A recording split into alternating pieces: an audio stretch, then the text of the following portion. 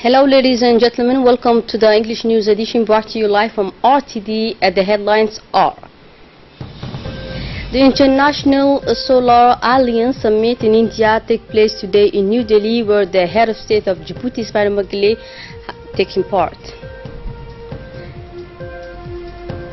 And on the international scene, Japan's tsunami nuclear tragedy, remember with 7 years on. Let's go to the details now. The head of state, Ismail Anglais, has arrived this morning at the Rashtrapati Bhavan Cultural Center in order to take part at the first summit of the International Solar Alliance. And upon his arrival, the head of state, Ismail Anglais, was welcomed by the Indian Prime Minister Narendra Modi, and after the arrival of the different heads of states and foreign government leaders.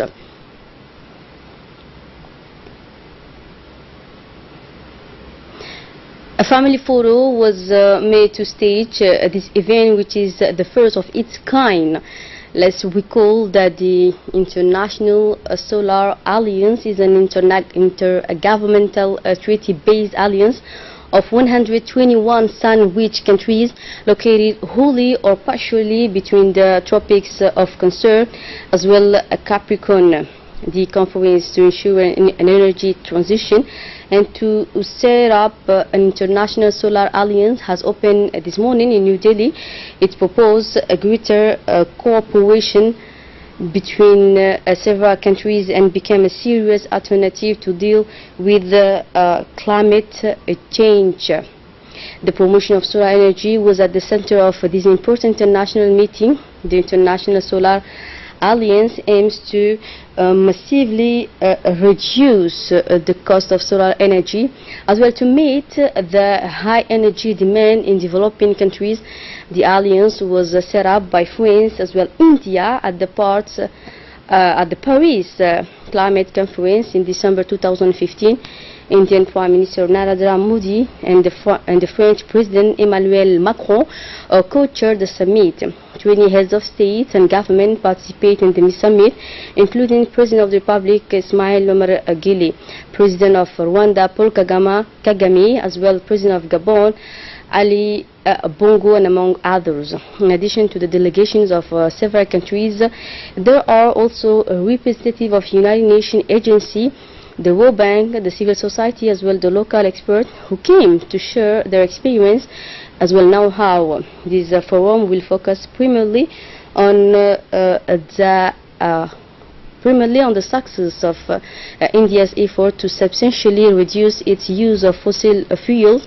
The meeting will take stock of the progress made in the implementation of the agenda of the International Solar Alliance, where they want to significantly increase the production of electricity.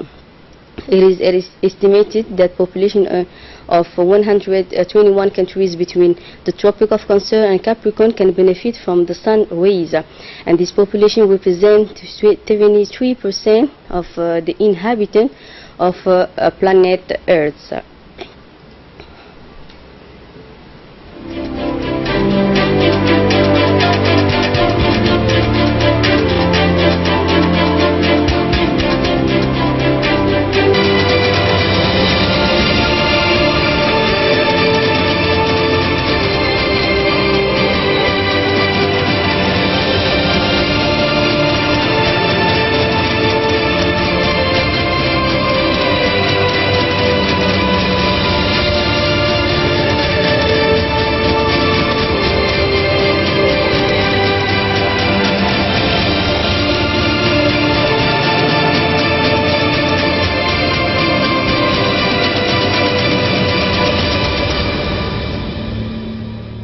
Taking the floor on the occasion, President Emmanuel Macron stressed the need for concrete action on renewable energy projects at the first meeting of the International Solar Alliance in New Delhi, co-hosted by France and India.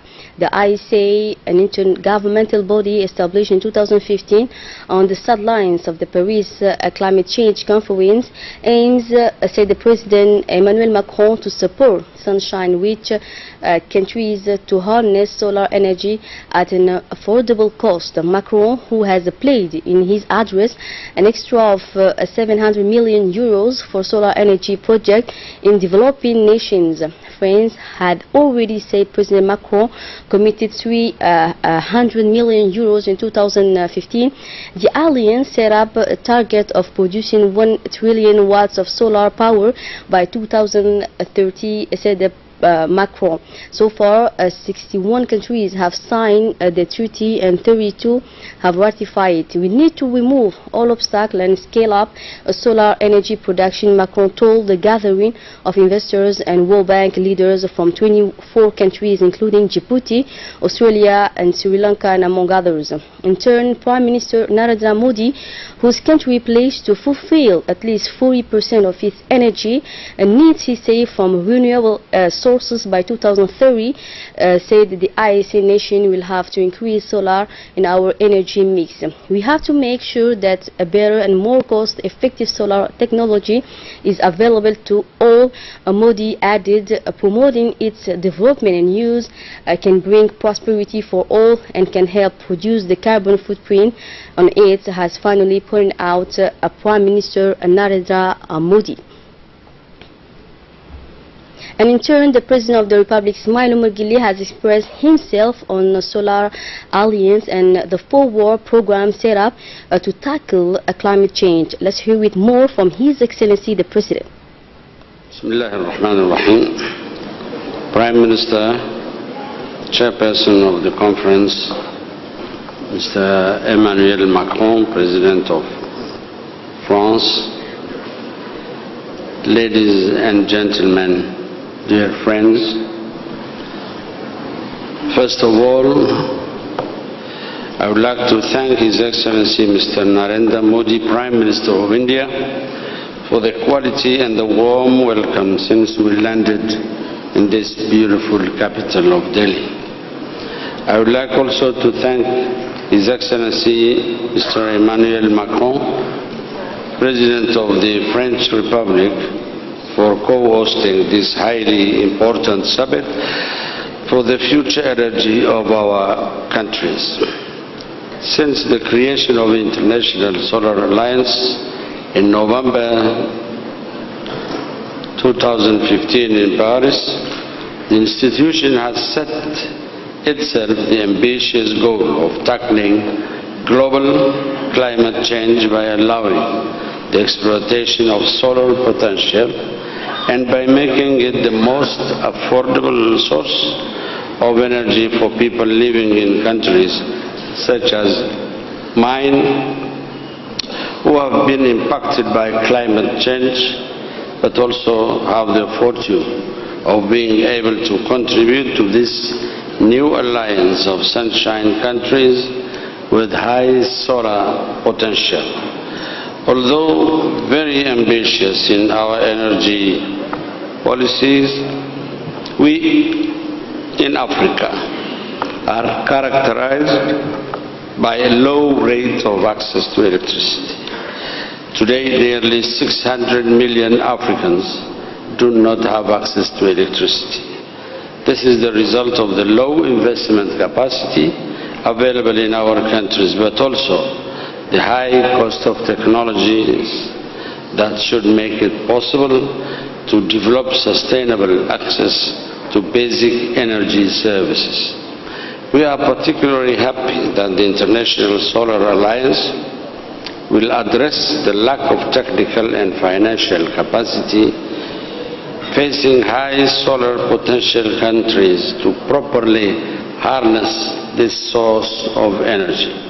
Ladies and gentlemen, the Republic of Djibouti, despite its considerable renewable energy potential, continues to face a large production of electricity from thermal sources, which is subjected to the vagaries of the world oil prices. This situation is no longer tolerable. The country's new Vision 2035, which revolves around an emerging Djibouti, provides for a strengthening of energy infrastructure. The implementation of this framework assumes the development, diversification, and better deployment of this green electricity throughout Djibouti. This transition will rely primarily on geothermal and wind and solar sources, as well as the interconnection with neighboring Ethiopia, which is based on hydropower. In addition to a major quantitative issue, the new energy mix proposed by the national strategy will have to meet the criteria of quality, reliability, and cost. And in the second part of his address, the head of state, Ismail Omar Guelleh, spoke about the potentiality of Djibouti in renewable energies and its huge geothermal potential. Its potential in renewable energies is well known, with a proven huge geothermal potential, a significant wind potential with wind speeds between 10 to 14 meters per second, but above all, a solar potential which constitutes the main wealth in renewable energy, with a direct net irradiation of nearly 2,430 kilowatt per hour per square meter per year, compatible with the production from photovoltaic or thermal sources. The Republic of Djibouti will therefore focus first and foremost on exploiting its solar potential to meet its energy needs and strengthen its production capacity. This current capacity of nearly 100 megawatts will have to increase to more than 1,000 megawatts by 2030. To achieve these objectives, which are crucial for the economic development of the country, we have made the choice to bet through the Independent Power Producers Act on foreign direct investment and launch the country towards a new organization of the energy market with the liberalization of power production. That market will not only have to be liberalized but also competitive, with renewable energies being the essential piece to establish an efficient, equitable, and sustainable model of energy development. We can already see the first projects, including a photovoltaic solar power plant with a capacity of 30 megawatts with a German partners. Moreover, a project of agro-energy, fruit of our partnership with our French partners, which concept combines agriculture and energy, will hopefully give impetus to income-generating activities.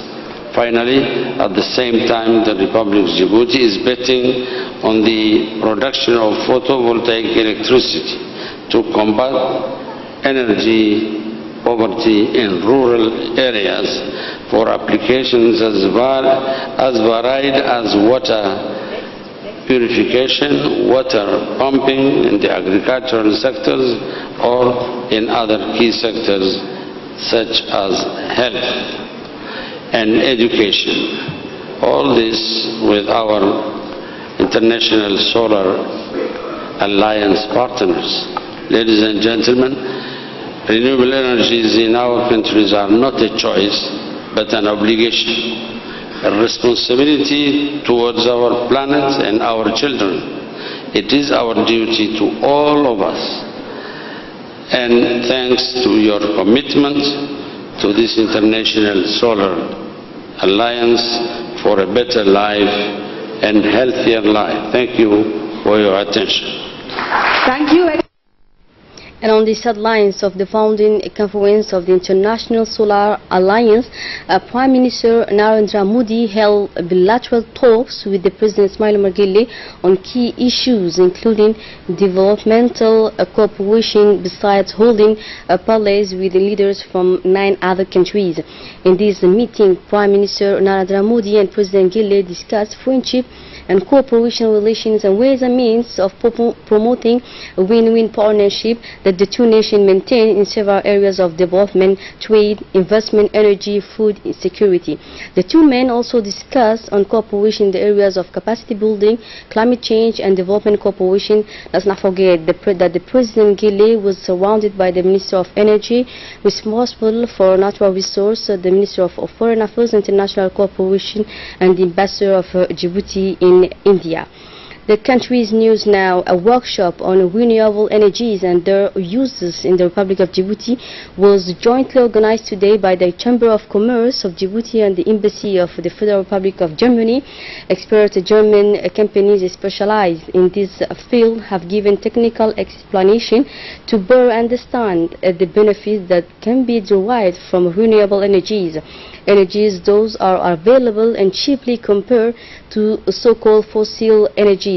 Renewable energies will ensure the future development of the Republic of Djibouti. Most countries are currently thinking about how to ensure energy transitions. A delegation of representatives came to share their experience and participate in a B2B session with private as well as public operators. Thanks to this workshop, the CCD intends to increase the exploitation of renewable energy with the collaboration of the German corporation and their institutions. Was present at this workshop the Ambassador of the Republic of Germany in Djibouti, Volker Beresem, the Ambassador of Japan to Djibouti, Koji Yanitania. When I heard about today's workshop, I immediately felt that this is the kind of exercise that Japan should join. Therefore, I express my deepest gratitude and respect to my dear colleague, German Ambassador Volker Beresem, but also I'd like to express my respect to the Chamber of Commerce of Djibouti and other organizations who joined their forces to organize today's workshop. The country I represent, Japan, has a long-standing relation with the Republic of Djibouti, and we have been working closely between governments and through JICA, Japan's Development Assistance Agency. However, it has been already a while since it became apparent that we cannot expect governments and development agencies alone to make things happen. But it is essential to have private sector to get on board in our partnership to achieve development objectives. It is in this context that I'm not fully satisfied with the status of our engagement in this country, and I am starting my struggle to change the situation of Japanese private sector involvement in Djibouti. Still with the national news, the Ministry of Women and Family, in close collaboration with the National Union of Djiboutian Women, has organized today a ceremony to distribute economic integration kits to women living with a disability, the UNFD, as part of the policy of women's empowerment and the fight against poverty and precarity of women, will be led to create their own income generating activities namely perfumery, pastry, sale of dress, grocery, and phone booths. These various projects are funded by UNICEF and the Port of Djibouti. The ceremony was chaired by the Minister of Women and Family, Mrs. Moumina Ahmed Hassan. Have taken part at this ceremony the representative of UNICEF, the representative of UNHCR, the representative of UNFD, the UNFD Secretary General, the Secretary General of the Ministry of Women and Family, the chairperson of Disability Networks, and the President of Disability Actions.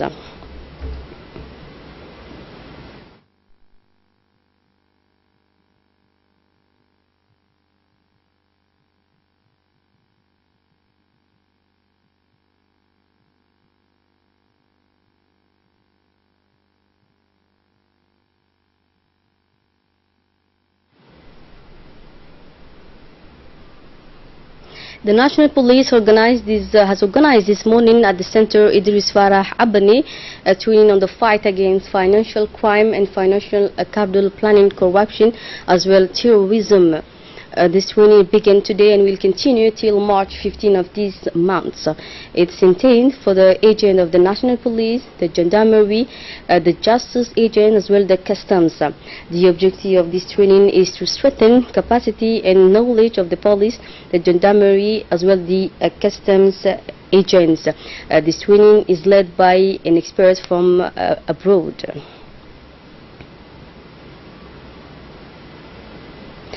On health now, training on emergency pre-hospital care was opened at the Civil Protection and Firefighters Headquarters. The ceremony of this training, which lasted a week, was co-chaired by the Director General of the CNSS, Hassan Roble Absiye, and by the Director General of Civil Protection and Firefighters, Colonel Mahmoud Musa Mahmoud. This training is provided by two paramedical volunteers from the state of Quebec, and is part of the partnership between the CNSS and Canadian paramedics. This training is intended for the first-line first aid personnel of various departments. Experts have been deployed to share their experience and knowledge with 40 people who will benefit from this training. In fact, for the second time in 2 years, the first aid training has been organized. This training will allow all institutions involved in this training and working in the first aid to be able to coordinate their works in appropriate conditions and structure to transport victims. And as part of the school sport championship season 2017-2018 in middle as well high school, the High School Gymnasium of Djibouti hosted last weekend the tournament playoff handball for high school in the city of Djibouti. The first match in the preliminary round, the discipline of handball, boys and girls from 5 schools of middle as well high school. In boys, Djibouti High School quashed Gabod by a score of 22-5. In the girls category, the semi-final, Balbala High School defeated Gabod High School to 8-4 score. In middle school, still in girls handball, the CM of Bulaos beat Fukuzawa by a score of 5-1. In the boys, Bulaos beaten the Fukuzawa by a very close score of 6-5. In football also, in junior cadre, Gabod High School hit the league by a score of 2 goals. Djibouti High School beat the league by 1-0. On the international scene now, Prime Minister Shinzo Abe led a somber ceremony on Sunday as Japan marked the 70th anniversary of deadly earthquake, a tsunami and nuclear disaster that devastated its northeastern coast and left around 18,500 people dead or missing. The magnitude 9.0 quake which struck under the Pacific Ocean on March 11, 2011, and the resulting tsunami caused widespread damage. AB lawmakers and family members who lost their loved one in the disaster bowed their heads in silent prayer today at the ceremony in Tokyo, the Japan capital. So that's it for the news. Thanks for being with us on RTD channel.